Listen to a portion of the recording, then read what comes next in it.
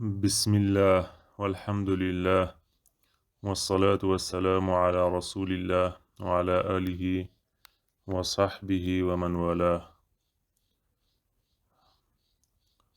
قوله إياك نعبد وإياك نستعين.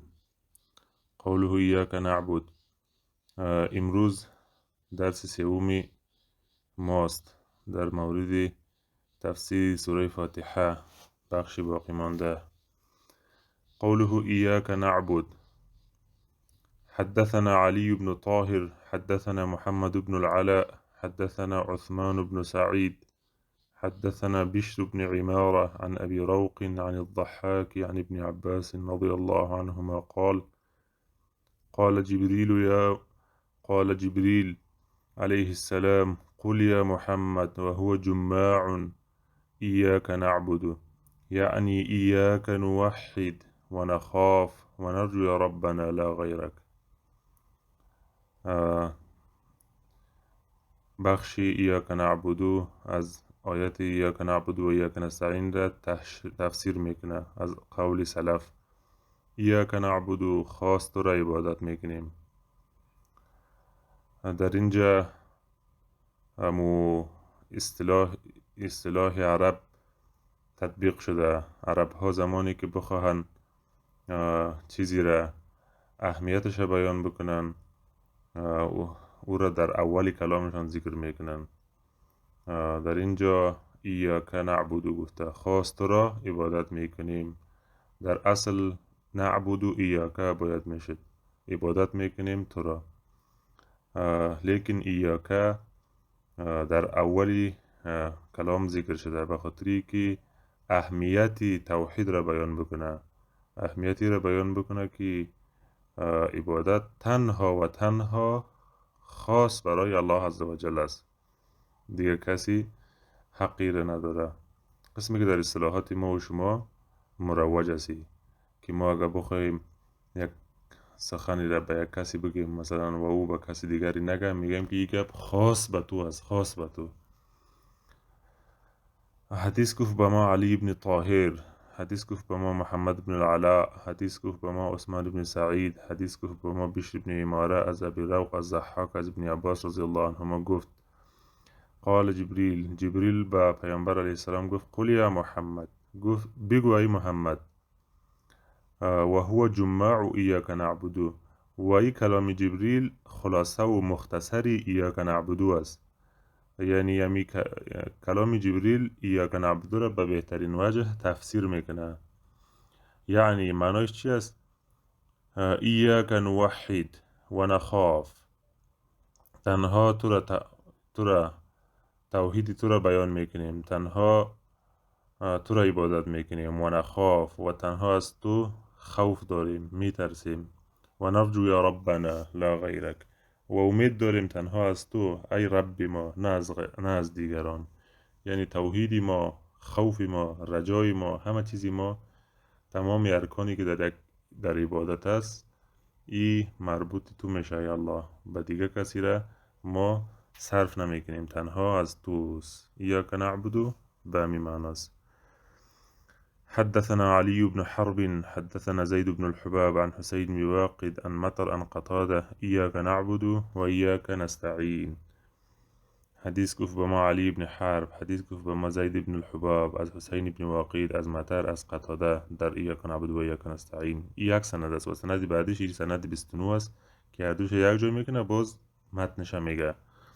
حدثنا الحسن بن محمد بن الصباح حدثنا عبد الوهاب عن سعيد عن قتادة في قوله إياك نعبد وإياك نستعين. حدیث گفت به ما حسن بن محمد بن الصباح، حدیث گفت به ما عبد الوهاب از سعید از قتاده در قول الله تعالی إياك نعبد و إياك نستعين.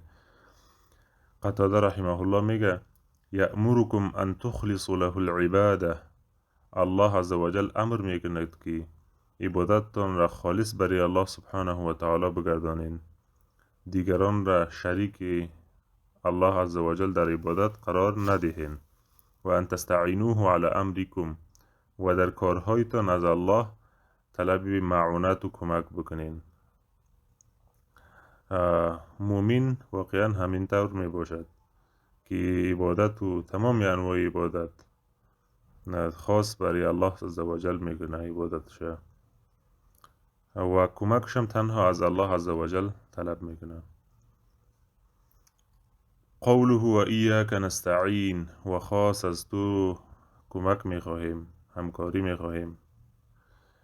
حدثنا علي بن طاهر حدثنا محمد بن العلاء حدثنا عثمان بن سعيد حدثنا بشر بن عمارة عن أبي روق عن الضحاك عن ابن عباس.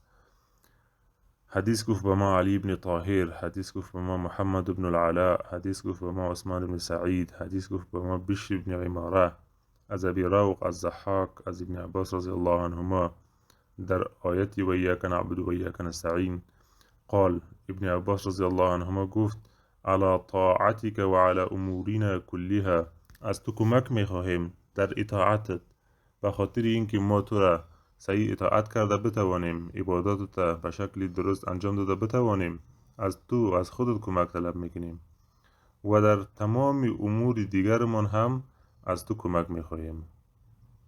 و ایاک نستعین به این معناست و این قاعده بسیار بزرگ است. ای آیت ایاک نعبد و ایاک نستعین، خاص تو را عبادت میکنیم و خاص از تو همکاری میخواهیم.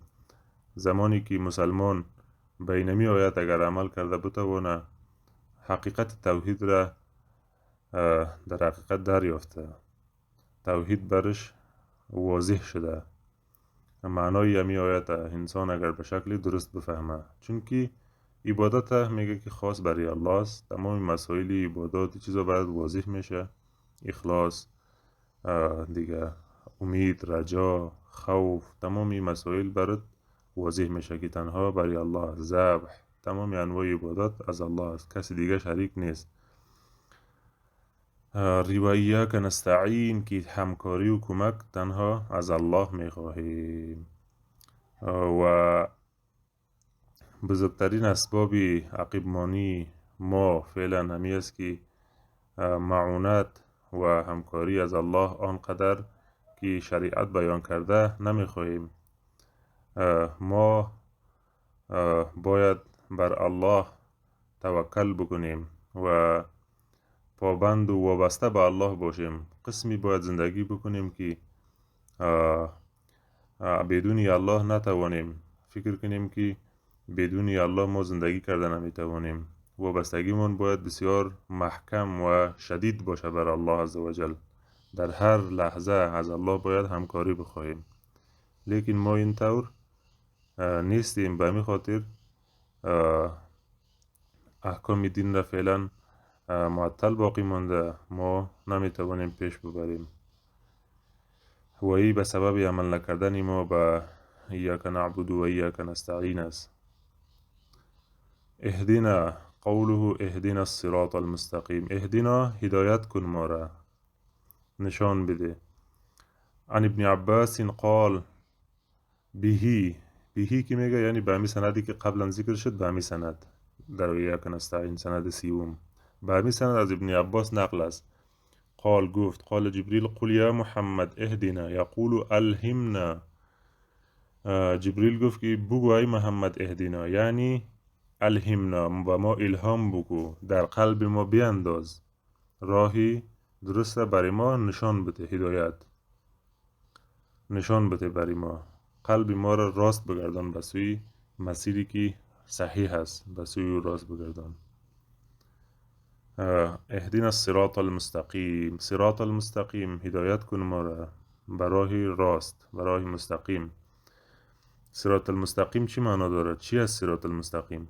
حدثنا الحسن بن عرفة حدثنا يحيى بن اليمان عن حمزة الزيات عن سعد الطائي عن ابن أخي الحارث الأعور عن الحارث قال، حدیث گفت به ما حسن ابن عرفه، حدیث گفت به من یحیی ابن یمان از حمزة الزیات از سعد الطائی از برادرزاده حارث الاعور از پسری برادرم حارث الاعور از حارث گفت و دخلت على علی ابن ابی طالب، بر علی ابن ابی طالب داخل شدم، نزدش رفتم، فقال گفت سمعت رسول الله صلی الله علیه و سلم یقول، شنیدم رسول الله صلی الله علیه و سلم می گفت الصراط المستقیم کتاب الله.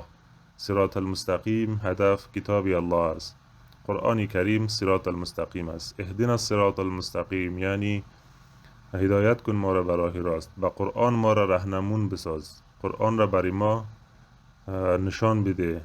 مفاهیم قرآن را برای ما واضح بگردان.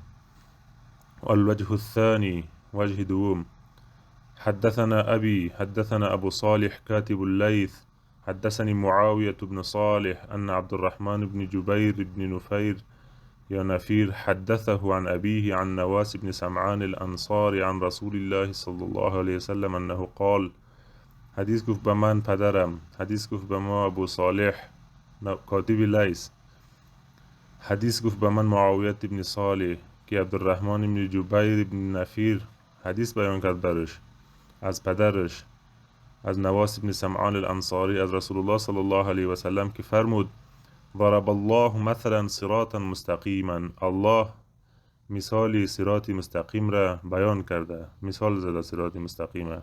و الصراط الاسلام و هدف الصراط اسلام است. اهدنا الصراط المستقیم یعنی هدایت کن ما را به سوی اسلام. حقیقت اسلام را برای ما واضح بساز، بفهمان. والوجه الثالث وجه سوم حدثنا السعدان بن نصر البغدادي حدثنا أبو النضر هاشم بن القاسم أنبأ حمزة بن المغيرة عن عاصم الأحول عن أبي العالية. حدیث گفت به ما سعدان بن نصر البغدادی، حدیث گفت به ما ابو النضر هاشم بن القاسم خبر داد به ما حمزه بن مغیره از عاصم الاحول از ابی العالیه رحمه الله. اهدنا الصراط المستقیم قال هو النبي وصاحباه من بعده. هدف الصراط المستقیم ابی العالیه رحمه الله میگه که هدف نبی صلی الله علیه و سلم است، راه نبی صلی الله علیه و سلم و صاحبه من بعده و دو یارش بعد از او یعنی ابو بکر و عمر است. یعنی اهدنا الصراط المستقیم هدایت کن ما را به راه راست، یعنی به روش نبی صلی الله علیه و سلم ما را هدایت بکو و روش ابو بکر و عمر برای ما نشان بده.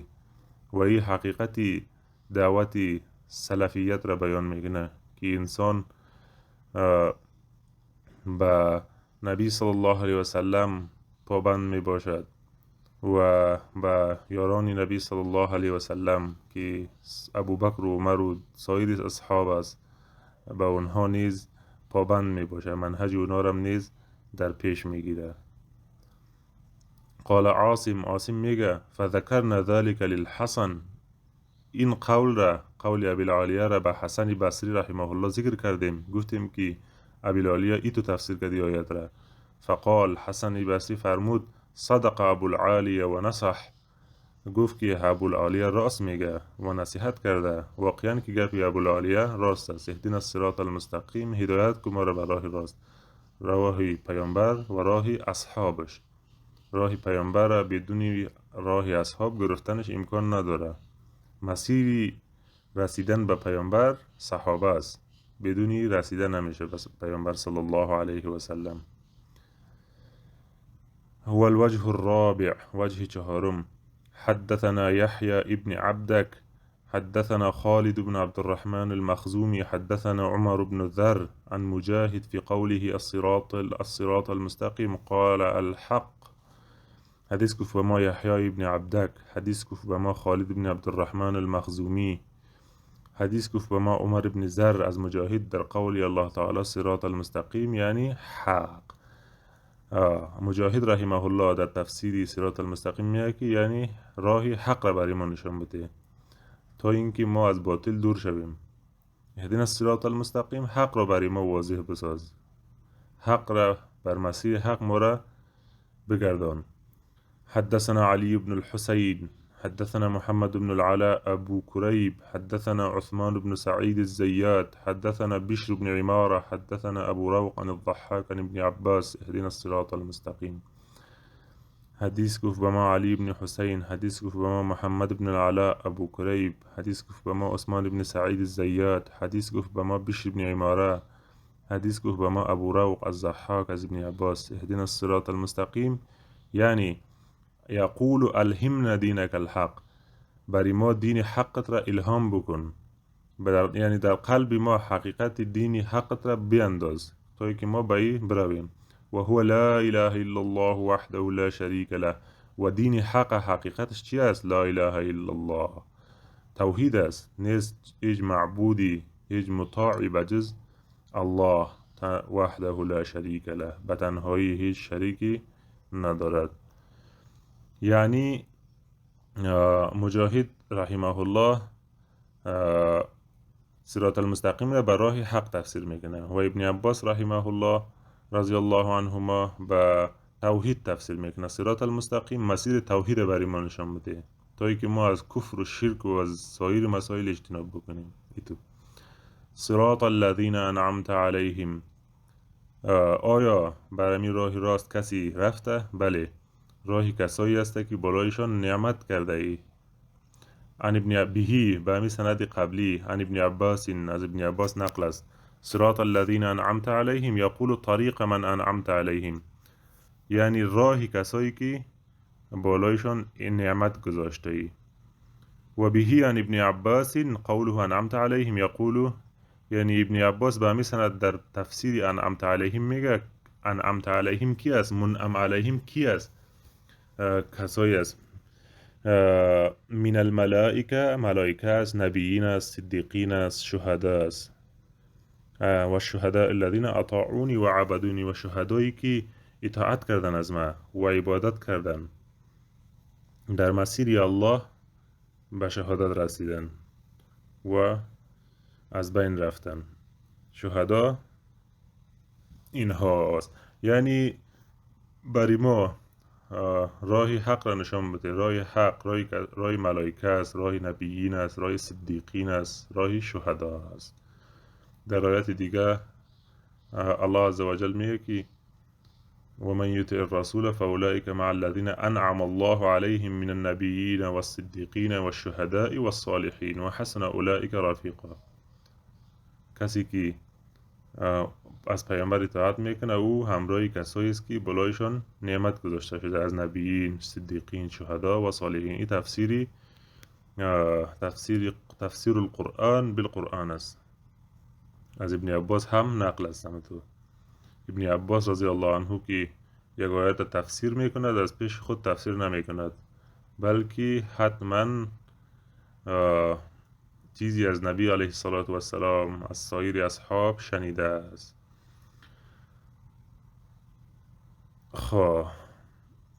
در صراط المستقیم چند قول نقل شده بود. صراط المستقیم یعنی کتاب الله، قرآن کریم است. صراط المستقیم یعنی اسلام است. صراط المستقیم یعنی راهی نبی صلی الله علیه و سلم و اصحابش است. صراط المستقیم یعنی راه حق است. صراط المستقیم یعنی راهی توحید است. همه اینها صحیح است، در محل خودش صحیح است، هیچ جایی با دیگری متناقض نیست. کتاب الله همون مسیر حق است، اسلام است. کتاب الله اسلام است. کتاب الله همون مسیر نبی صلی الله علیه و سلم و یارانش کتاب الله است. دیگه توحید است. کتاب الله خودش توحید است. همگیش با یکدیگر زیر یکدیگر میآید و کدام تناقض نداره. تمام تفاسیری که ذکر شده صحیح است، یک مفهوم بیان میکنه. غیر المغضوب عليهم. والوجه الثاني حدثنا أبي حدثنا أبو حذيفة حدثنا الشبل عن ابن أبي نجيح عن مجاهد صراط الذين أنعمت عليهم قال هم المؤمنون. حدیث گفت به من پدرم، حدیث گفت به ما ابو حذیفه، حدیث گفت به ما شبل از ابن ابی نجیح از مجاهد، راهی کسایی که انعام کرده بر آنها کی است؟ آنها مؤمنین هستند. مجاهد انعمت علیهم را به مؤمنین تفسیر میکنه و ابن عباس رضی الله عنهما به ملائکه، نبیین، صدیقین، شهدا تفسیر میکنه و ای با دیگر کدام تفاوتی نداره، هر دو یک چیز است. یکیش مفهومی عامتر بیان میکنه و دیگرش مفهومی خاصتر. هیچ مشکلی نداره. راهی منعم علیهم هستی. غیر المغضوب علیهم، قرآن کریم زمانی که راه حق را بیان میکنه ایتونسته که راه های باطل را مشخص نکنه، بیان نکنه راه های باطل هم به شکل مشخص و معین بیان میکنه، میگه که این راه حق است، در این راه برو و اینها راه های باطل است، به این راه ها نرو، حق نداری به این راه بروی، مشخص میکنه. غیر المغضوب علیهم، غیر راهی کسایی که بر آنها غضب شده، مغضوب علیهم مورد غضب الله سبحانه و تعالی قرار گرفته. حدثنا علان بن المغيرة المصري حدثنا أحمد بن حنبل حدثنا محمد بن جعفر غندر حدثنا شعبة قال سمعت سماك بن حرب يقول عباد بن حبيش يحدث عن عدي بن حاتم قال قال رسول الله صلى الله عليه وسلم. حدیث گفت به ما علان بن مغیرة المصری، حدیث گفت به ما احمد بن حنبل، حدیث گفت به ما محمد بن جعفر غندر یا غندر، حدیث گفت به ما شعبه گفت شنیدم سماک ابن حرب می گفت عباد ابن حبیش حدیث بیان کرد از عدی ابن حاتم که گفت رسول الله صلی الله علیه وسلم فرمود المغضوب علیهم الیهود ولا الضالین النصارى. مغضوب علیهم یهود است، یهود مورد غضب الله عزوجل قرار گرفتن. ولا الضالین و نه گمراهان، ضالین نصارا است که اینها گمراه شدن. قال ابو محمد، ابو محمد یعنی امام ابن ابي حاتم الرازی میگه ولا اعلم بین المفسرین فی هذا الحرف اختلافا، میانی مفسرین در این تفسیر اختلاف وجود نداره که مغضوب علیهم یهود است، ضالین نصارا است. مفسرین در این مورد اتفاق دارن، برخلاف کسایی که در این عصر خدا مفسر میگیره، کفاری که در این عصر خدا مفسر میگیرن باز از پیش خود تعویلات میکنن و این آیت بر مفهوم عامش حمل میکنن، میگن که قرآن کریم یهود و نصارا را گمراه نگفته. بعضی از سیکولارها و لیبرال ها به همین شکل تفسیر میکنه و بدون شک منهج اینا با منهج سلف در اختلاف است. اینا زنادقه است، اینا میخواهند آیات قرآن تحریف بکنن، اینا میخواهند که تکفیر را از دین بگیرن و دینی بدون تکفیر برای مردم بسازن، دینی که به هر کس چاپلوسی بکنی، خوش آمد بگویی و همه کس پیش تو مومن باشه و همزیستی داشته باشی با همگی. و این تو دین الله نیست. دین الله مسیر حق و مسیر باطل واضح است، مطلق هم واضح است، معین هم واضح است، حق و باطل هر کدامش واضح است. قوله تعالى ولا الضالين و نه مسیر گمراهان، مغضوب علیهم یهود، الضالين نصارى. حدثنا محمد بن عمار بن الحارث حدثنا عبد الرحمن بن عبد الله بن سعد الدشتكي أنبأ عمرو بن أبي قيس عن سماك بن حرب عن عباد بن حبيش عن عدي بن حاتم قال حدیث گفت به ما محمد بن عمار بن حارث، حدیث گفت به ما عبدالرحمن بن عبدالله بن سعد الدشتکی، خبر داد به من عمرو بن ابی قیس از سماک بن حرب از عباد بن حبیش از عدی بن حاتم گفت اتیت رسول الله صلی الله علیه وسلم و هو جالس فی المسجد، نزد رسول الله صلی الله علیه وسلم آمدم و در مسجد نشسته بود رسول الله صلی الله علیه وسلم. فقال گفت ان الیهود مغضوب علیهم، یهود مغضوب علیهم است، غضب بر بالای آنها شده، مورد غضب الله قرار گرفتن. و النصارى ضلال و نصارا ضال است، گمراه است. به تعبیر قرآن کریم ضال گمراه کافر میگه، ضالین یعنی گمراهان یعنی نصارا، کفار. حالی فعلا در این عصر بعضی کسانی را میبینیم که کسی را گمراه میگه، اهل بدعت را مثلا ضلالت پیشه میگه، ضال میگه، گمراه میگه، لیکن کفار نمیگه. این تعبیر مخالف تعبیر قرآنی است. کسی گمراه شوه در مسائل اعتقادی و سوی ضلالت بره و به انحراف بره و او کفار است، کافر است. و ضلالت کفر میگه در اصطلاح قرآن. هر کسی ضال است گمراه است، هر بدعتی کافر است چون که ضال است. حدثنا علي بن الحسين حديث كف بما علي بن حسين حدثنا محمد بن العلاء أبو كريب حدثنا عثمان بن سعيد حدثنا بشر بن عمارة حدثنا أبو روق عن الضحاك عن عبد الله بن عباس وعبد الله بن عباس رضي الله عنهما میگه و غیر طریق الضالین راهی غیر راهی ضالین برای ما نشان بده، یعنی راهی حق نشان بده. راهی ضالین و هم النصارى نصاراست، الذين اضلهم الله بعزیتهم علیه، کسانی که الله گمراهشان کرد با وجود نسبتشان به الله، با وجودی که خدا به الله عزوجل نسبت میدادن، با وجودی که خدا قوم خاص میگفتن که ما قومی برتر هستیم. به این خاطر با این حال تنها خدا هدایت یافته میگفتن، باز هم الله عزوجل اینها را گمراه کرد. یقولو میگه فالهمنا دینک الحق، دین حق را برای ما الهام بکو، واضح بساز. و هو دین حق چی است؟ دین حق در قدم اول توحید است، و هو لا اله الا الله وحده لا شریک له. و دین حق لا اله الا الله است، به تنهایی، هیچ معبودی بجز الله نیست، شریک ندارد. حتی لا تغضب علینا، تا اینکه بر ما غضب نکنید چنانچه بر یهود غضب کردی، کما غضبت علی الیهود. ولا تضلنا کما اضللت النصارى، و گمراه نکن ما را چنانچه نصارا را گمراه کردی. فتعذبنا کما تعذبهم، باز ما را گمراه عذاب بدی در اثر ضلالتمان چنانچه اونها را عذاب میدهی. یقول امنعنا من ذلك برفقك و رحمتك و رقتك و قدرتك، میگه که یا الله ما را از این راه ها دور بدار، از راه مغضوب علیهم، از راه ضالین، از راه کفر و شرک، از این راه دور بدار. به رفق و به نرمی و رحمت و نرمی و رقت و قدرت خودت ما را از این نجات بده، از این کفر و شرک. قال ابو محمد رحمه الله میگه ابن ابي حاتم ولا اعلم في هذا الحرف اختلافا بين المفسرين، در این قضیه اختلافی بین مفسرین نمی بینم.